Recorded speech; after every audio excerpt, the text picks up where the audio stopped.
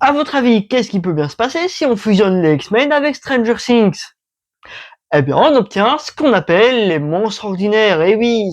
Et clairement, c'est très bon, et en plus, c'est exactement une fusion parfaite.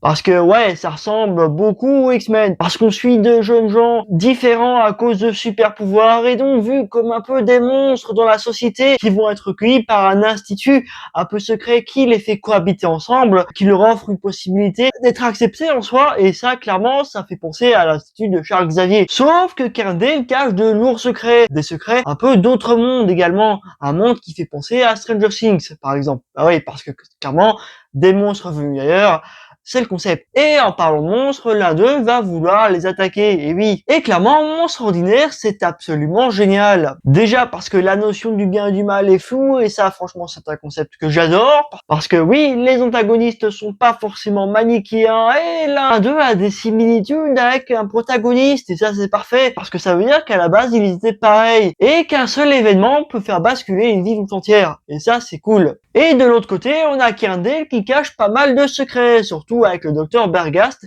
qui semble pas tout net globalement, ouais. Et ce roman est aussi une petite dark fantasy bien sympathique, bien sombre, avec son lot de retournements de situation et d'action et de monstres, et ça franchement c'est génial, et oui. Et c'est une lecture que je continuerai bien évidemment parce qu'on a une fin extra, une fin qui te laisse supposer que la suite sera encore plus bourrée d'action, encore plus sombre, encore plus violente et peut-être un peu plus de survie, de danger, tout ça. Bref, Monstre Ordinaire, c'est une série que je vous recommande chaudement, oui.